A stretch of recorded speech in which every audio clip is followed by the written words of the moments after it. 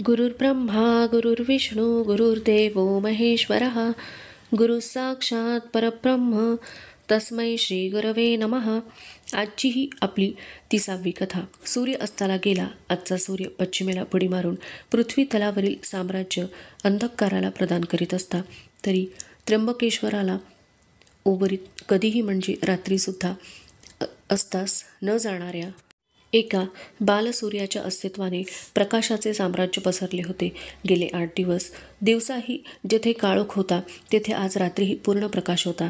तसा तो प्रकाश केवळ साधा नव्हता, तर दिव्य प्रकाश होता। सर्वांची अंतःकरणे आनंदाने भरून आलेली होती। सर्वांच्या ठिकाणी एक अपूर्व चैतन्य सळसळत होते। विठ्ठलपंत रुक्मिणी यांचा उत्साह पाहून त्यांना त्यांच्या वयाचे भान नसावे असे वाटत होते। एक पंक्ती तेवत होती।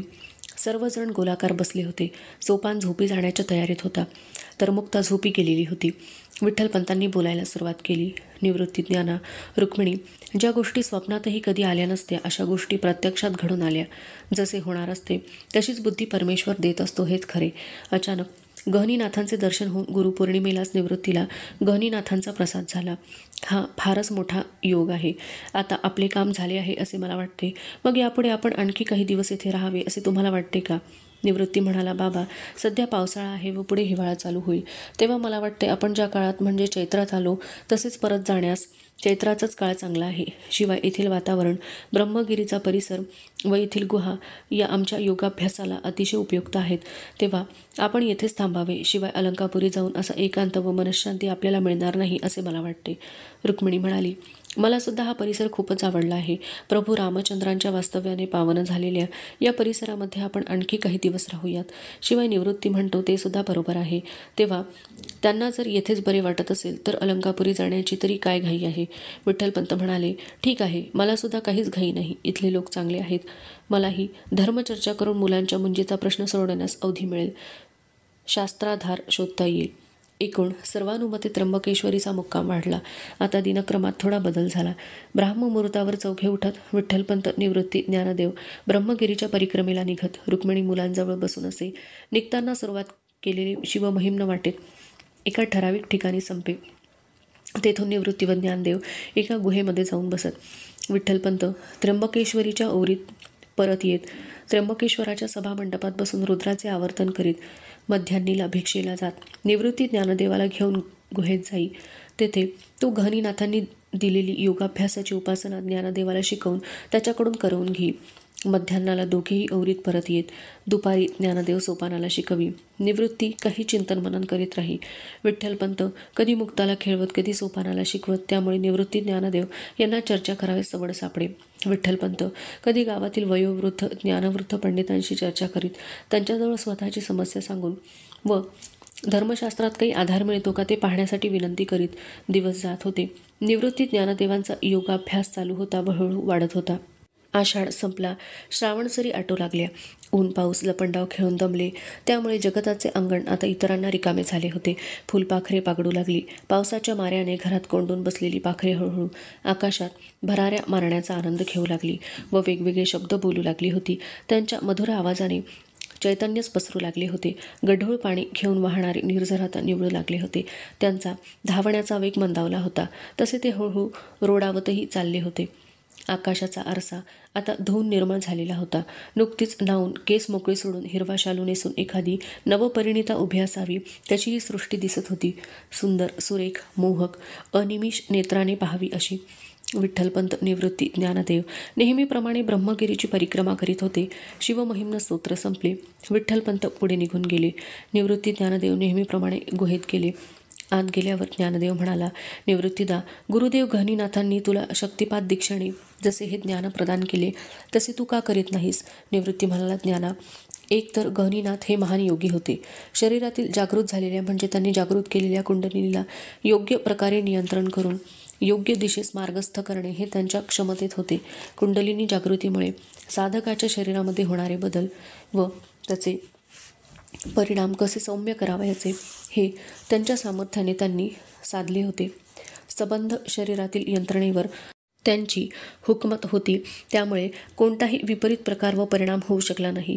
तशी योगक्रियांची गुरुकिल्ली त्यांनी माझ्या हाती दिली असली तरी मी ती हुकमत अजून मिळवली नाही। त्यांच्यासाठीच मी हा अभ्यास करीत आहे व याच काळात स्वाभाविकरित्या तुझ्या ठिकाणी ते सामर्थ्य तुला कसे प्राप्त करून घेता येईल याचा अभ्यास तुला आता करावयाचा आहे. जे मी नंतर करीत आहे तेच तू प्रथम करीत आहेस, एवढाच फरक आहे. हा अभ्यास तुला वेगाने साध्याकडे घेऊन जाईल असा मला विश्वास वाटतो. निवृत्तीने ज्ञानदेवाच्या मस्तकी हात ठेवला तेव्हा ज्ञानदेवाला समाधी लागली. निवृत्तीने त्याच्या बाजूलाच आपले आसन पक्के केले व ध्यानस्थ झाला. ही ध्यानाची उपासना मध्यान्नापर्यंत चालत असे. मग दोघेही मौन धरून त्र्यंबकेश्वराच्या ओवरीत येत रुक्मिणी विठ्ठलपंत त्यांची वाटच पाहत असत. मग चौघेही जेवून घेत असा दिनक्रम चालला होता. नरहरी शास्त्रींच्या वाड्याच्या पायऱ्या विठ्ठलपंत चढत होते. मनात अनेक विचार येत होते.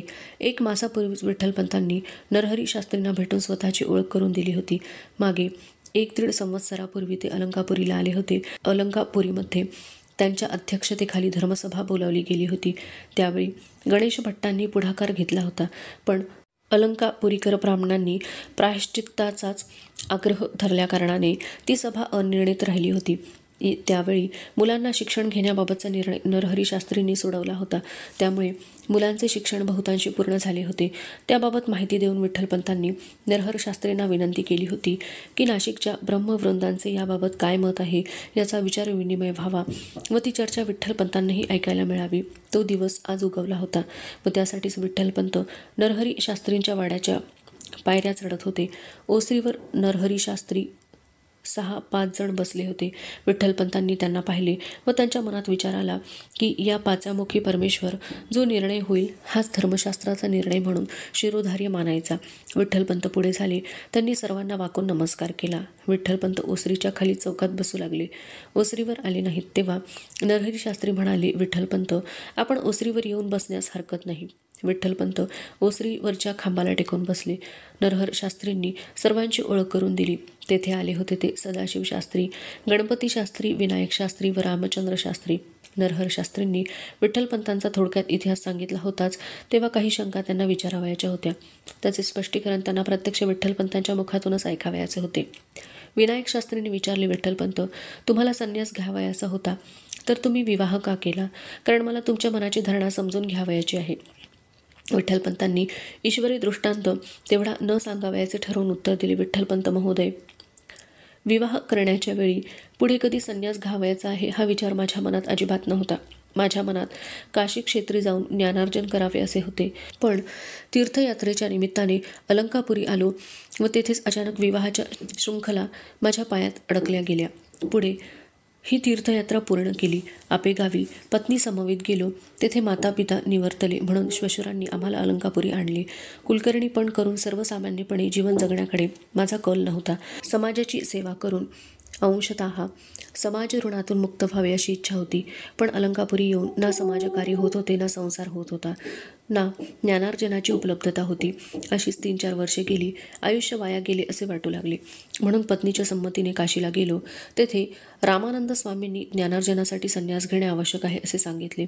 तेव्हा माझा नाईलाज झाला व शेवटी असा विचार केला की पुत्रप्राप्तीची शक्यता जर नाही तर संसार करून तरी काय उपयोग, म्हणून संन्यास घेतला. पण नियतीची योजनाच अगदी वेगळी आणि स्वप्नातही नाही अशा गोष्टी घडून आल्या आणि विठ्ठलपंतांनी पुढे घडलेल्या सर्व घटना संगतवार सांगितल्या व त्याचा शेवट करताना ते म्हणाले, तेव्हा संसार करावा अशी माझी इच्छा नव्हती, पण गुरुदेव रामानंद स्वामींनी आज्ञा केल्यावरून मला संसार स्वीकारावा लागला आणि ईश्वरी योजनाच अगम्य म्हणून संन्यास ग्रहणापूर्वी जे 4 वर्षात घडले नाही ते संन्यास ग्रहणानंतर 1 वर्षात घडले आणि पुढेही 4 मुले झाली. माझा हेतू व घडलेल्या घटनांची संगती लावल्यास आपण मला सांगा की यात माझा दोष कोठे येतो, तेव्हा आपणच यातून मार्ग काढावा ही विनंती. विठ्ठलपंत बोलण्याचे थांबले. 5ही शास्त्री आपापसात चर्चा करू लागले. अनेक धर्मग्रंथांची पाने चाळून झाली. 2 प्रहर कसे उलटून गेले कळले नाही. हे सर्व झाल्यावर सदाशिव शास्त्री म्हणाले, नरहरिपंत व मित्र हो, मला वाटते विठ्ठलपंतांच्या समस्येला त्यांच्या बाजूने काही सांगता येईल असे काहीही या ग्रंथात आढळले नाही. संन्यास ग्रहणाच्या विधीमध्ये म्हणजे स्वतः केलेले श्राद्ध तर्पण या विधीने संन्यासी हा जगाच्या दृष्टीने मृत झालेला असतो. त्याने स्वतःचे इतरांशी असलेले मायापाश नातीगोती तोडलेले असतात, पण देहभावाने त्याचा तोही राहिलेला नसतो आणि म्हणून त्याचे नावही बदलून टाकलेले असते. देहभावाच्या व्यतिरिक्त असा तो चैतन्य रूपाने आनंद रूपाने या पृथ्वी तलावर वावरत असतो. कारण देहभाव नसला असला तरी देह असतो, म्हणून त्याला काहीतरी नामभिधान असावे, म्हणून तो नामकरणाचा सोहळा असतो. संन्यासामध्ये जरी काही प्रकार असले तरी सर्व बंधनातून मुक्तता हाच विठ्ठलपंतांच्या संन्यासामागील मुख्य हेतू उद्देश होता. कारण रामानंद स्वामींना तसाच प्रचारक हवा होता, म्हणून त्यांनी विठ्ठलपंतांना संन्यास घेण्यास सांगितला व दिला. पण जेव्हा विठ्ठलपंत विवाहित आहेत असे रामानंद स्वामींच्या लक्षात आले, तेव्हा बाह्यतः दिलेला संन्यास हा निरुपयोगी असून विठ्ठलपंत अंतरी एका पाशाने बद्ध आहेत हेही रामानंद स्वामी समजून चुकले होते. त्यामुळे विठ्ठलपंतांच्या खोटे बोलण्याने त्यांच्या उद्देशाला तडा गेला व त्यामुळे त्यांनी विठ्ठलपंतांना पुन्हा संसार करण्याची आज्ञा दिली असे मला वाटते. पण या सर्व घटनांचा विचार करूनही उलट्या क्रमाने आश्रमाचे अतिक्रमण धर्माला मान्य नाही. संन्यास ग्रहण केल्यावर मोहाने संसारी होणे हाच एक पर्याय धर्माला माहीत होता व आहे. त्यामुळे त्यांनी देहांत प्रायश्चित्त दिलेले आहे. पण अन्य कारणाने कधी असे उलट आश्रमाचे अतिक्रमण होईल व अशी समस्या कधी उभी राहील हे धर्माला माहीत नसल्याने त्यावर काय प्रायश्चित्त असते याचा कुठेही उल्लेख आलेला नाही. अर्थात त्यांच्या संततीचा प्रश्न सोडवण्याचा धर्माने विचारच केलेला नाही. तेव्हा मित्रहो, आपण आता विचार करून काय ते ठरवा. बराच वेळ कोणी काही बोलले नाही. शेवटी नरहर शास्त्री म्हणाले, विठ्ठलपंत, आम्ही जो येथे खल केला आहे तो कोणताही निर्णय देण्यासाठी नाही, कारण आपली ही एक खाजगी चर्चा आहे. पुढल्या दिवाळीच्या आधी पैठणचे नागेश्वर शास्त्री अलंकापुरी येण्याची शक्यता आहे. तुमची समस्या आम्ही त्यांच्याकडे पाठवली आहे. तेथे जी चर्चा होईल त्यावेळी आधारासाठी काही मिळेल की काय हा मुख्य उद्देश होता आमचा येथे जमण्याचा. विठ्ठलपंत, एका गोष्टीसाठी आपण मनाची तयारी ठेवा.